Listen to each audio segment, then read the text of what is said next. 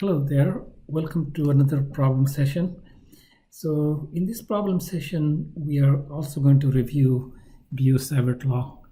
This is going to be very mathematical. So this is very mathematical. Okay, because the Biot-Savart Law is actually a complicated law. So the law can be stated like you have some circuit, so the current is flowing and this is a steady current. So you know there's if you have a south pole and a north pole, then you know there's a magnetic field this way, maybe this way. So this magnetic field turns out to be quite hard to calculate. It's really difficult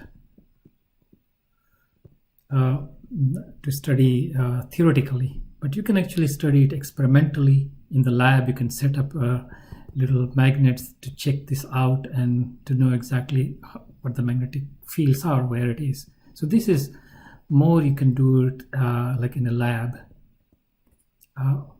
But then we've Hans Christian Ørsted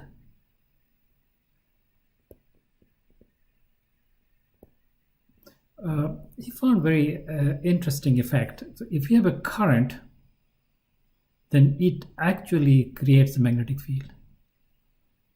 So it's totally indistinguishable between the magnets here, and if you put a magnet here, say you put a magnet here, you know it's gonna north pole will be lined like that, and you put a magnet there, it also will respond to a current flowing in this wire. Okay, so it's going to line up appropriately, and that's how it lines up and how the current is flowing. That is what Biot-Savart law is. And so it's an experimental law, and it's for steady current. One way to and this is a circuit C.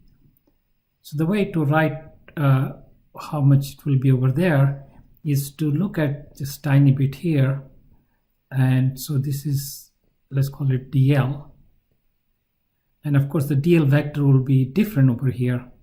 Over here dl vector is exactly almost like that. Over here it was this way, it's going to be this way, the opposite direction. So dl is like a dl vector is like a it's got the length dl and the direction of the current.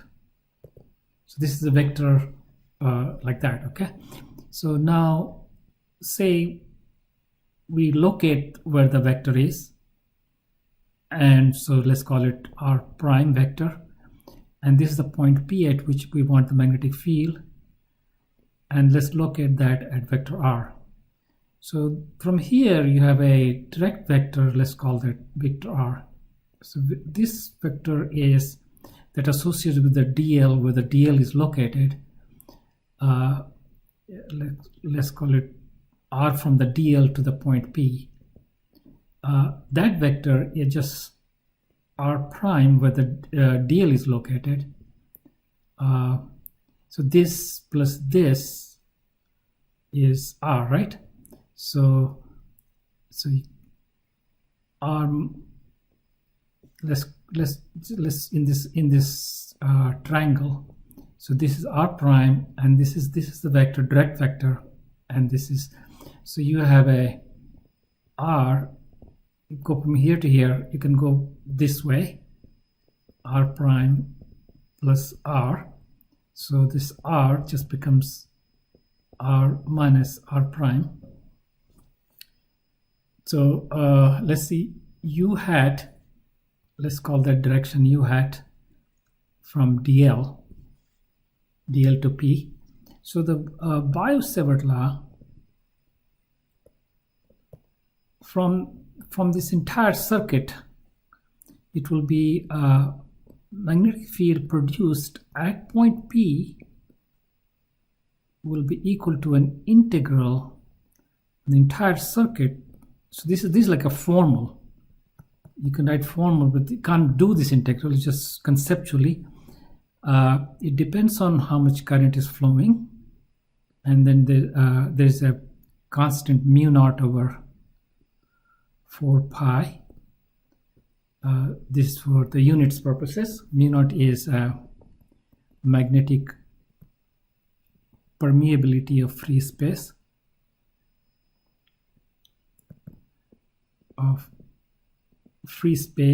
or vacuum.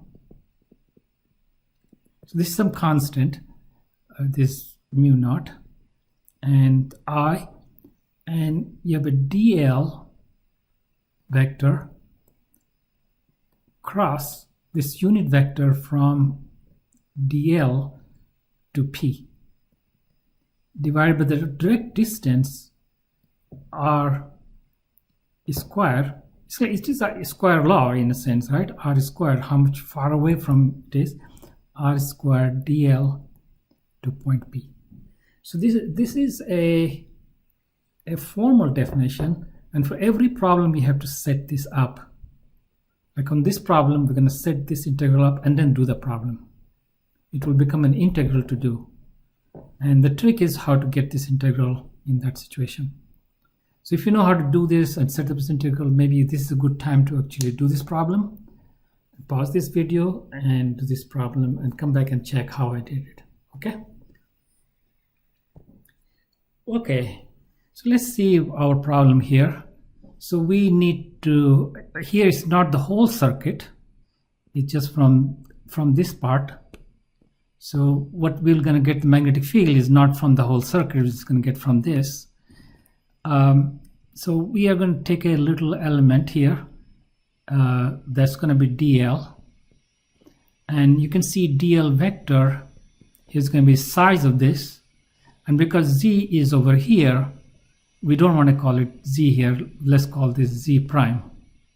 Its point is z prime, and this little size will be like a dz prime, and we're going to the increasing z, so this will be k hat dz prime. Okay, now we need a direct from here to here, that vector. Well, that vector will be r vector, or will be this minus that, right? So this vector is this is the r vector, and this is the r prime vector. So this will be r minus r prime vector. R is going to be x I hat plus z k hat for this, minus r prime is just going to be z prime k hat. So this is just a x I hat plus z minus z prime k hat. So r will be square root of x square plus z minus z prime square, and u hat will be, take this vector divided with the magnitude. You will be x I hat plus z minus z prime k hat divided by the magnitude, square root of x square plus z minus z prime square. So we have all the components here, and integration variable will be dz prime, and I'll go from minus L over 2 to L plus 2. So the z prime is minus L over 2 to L over 2. So this integral simply becomes b at p is mu naught I over 4 pi minus L over 2 to L over 2, and we have a dl cross u hat. Let's load dl cross u hat. Let's work that out. So dl cross u hat, let's write this as 1 over r. So 1 over this, use this symbol, 1 over r, and you have a x I hat, dl is k hat dz prime cross x I hat plus z minus z prime k hat. So this k hat with this k hat will be 0, and k hat cross I hat will be j hat. So j hat over r, script r x dz prime. So then so you have a j hat x dz prime and over r, and then r square, that makes it r cube. That makes it r cube. R is this, so x square, let's look at this way, x square plus z minus z prime square 3/2. So this, if I look at it, this variable is only here, so we can actually get x out, mu naught x I over 4 pi minus L over 2 look at j hat dz prime over x square plus z minus z prime square 3/2. Okay, so at least I know it's in the j hat direction, so you can see that is which way is the y-axis. Y-axis is actually y-axis in the board, or if I want to draw it out, y-axis will be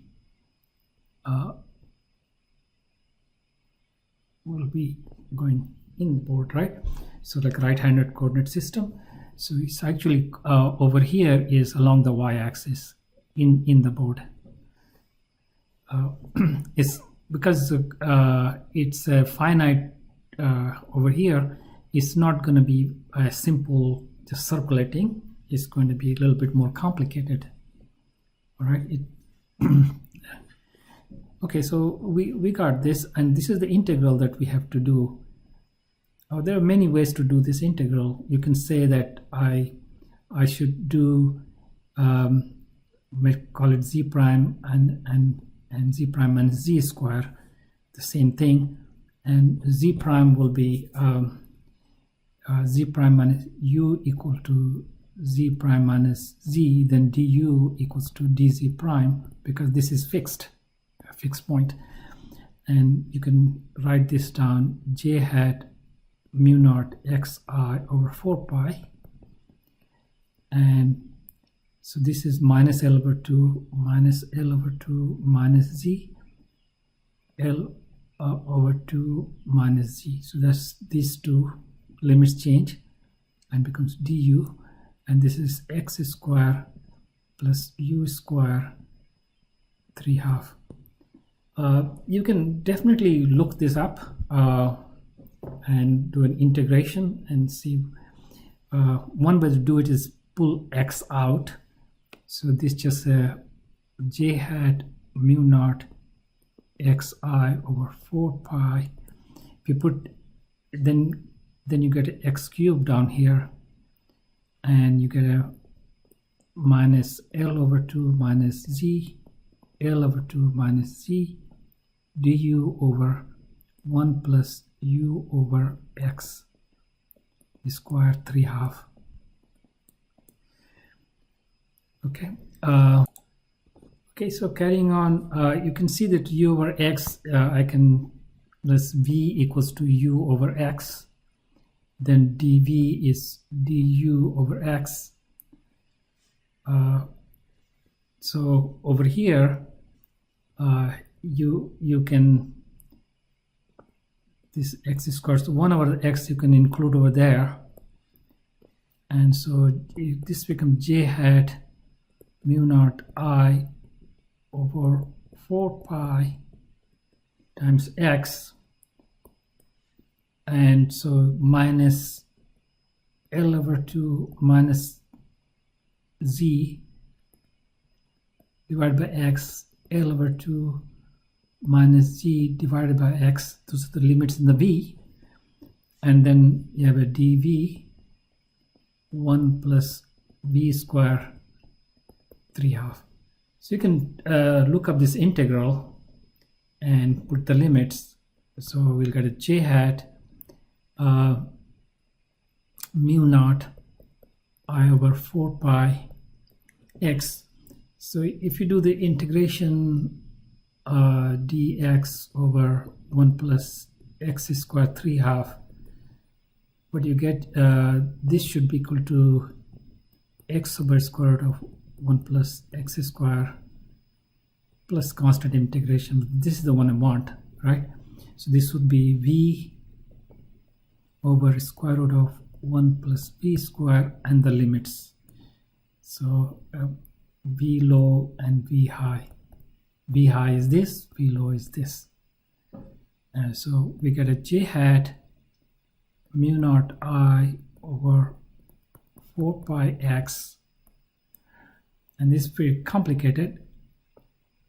I'm just going to do v high over square root of 1 plus v high square minus v low over square root of 1 minus v low square, and v low is minus L over 2 minus z over x, and v high is just L over 2 minus z over x.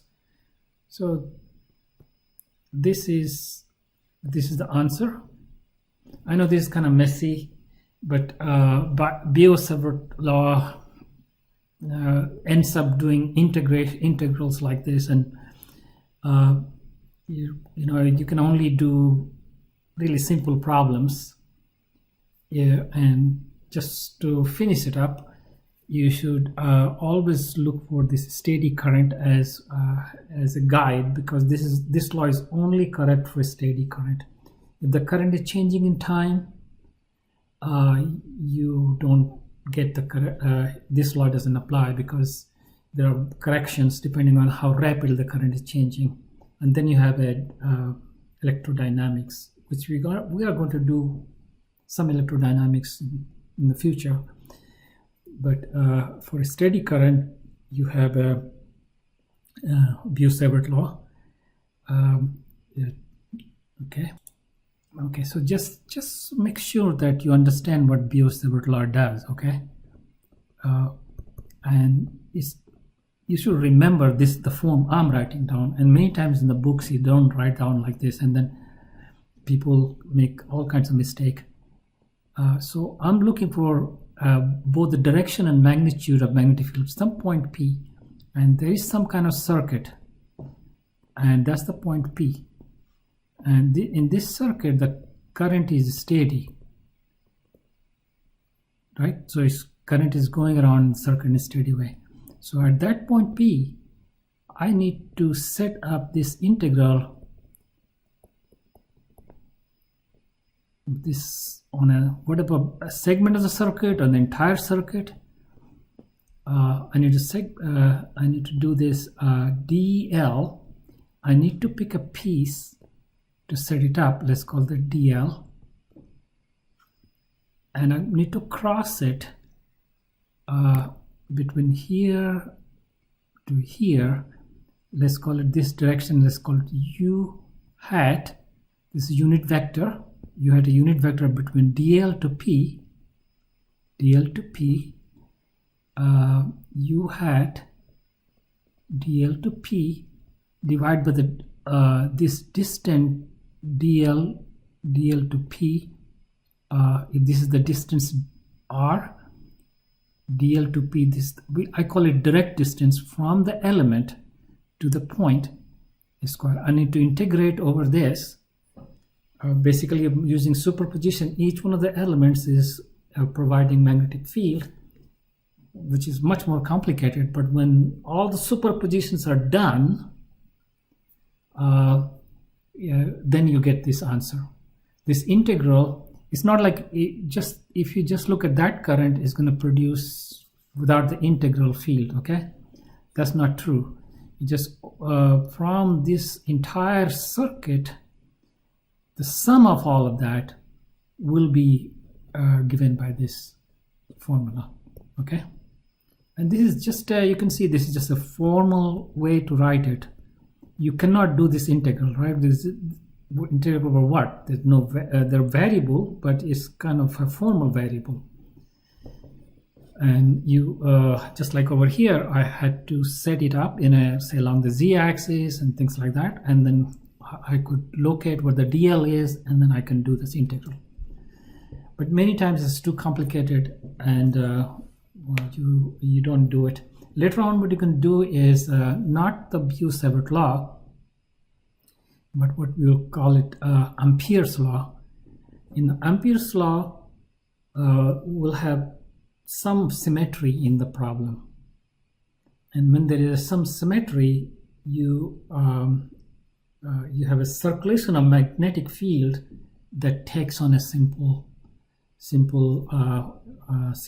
kind of expression, which can be handled much more easily. So that there is that thing. So looking in the future, we're going to do Ampere's law instead of Biot-Savart law. But this is pretty much the extent of what you can do with the Biot-Savart law. Suppose you had Biot-Savart law and you had this complicated formula, and somebody says, okay, I've got this for you, and I want to know the magnetic field is over there. So how would you handle this? Well, you're going to have from here and from here, from here and from here. So you're going to do formulas like this from 4 places, and this, so b will just be equal to b by 1 plus b by 2 plus b by 3 plus b by 4. So you're going to have something like that. And that's kind of built up from the superposition principle. That's it for now. Maybe I will do a couple more problems to just make sure you can do them when you come across Biot-Savart law. I'll talk to you later in another video. Just a reminder that if you haven't subscribed, please subscribe. If you like a clean explanation based on mathematics, hit the like button. You can go check out my website. Okay, take care, bye.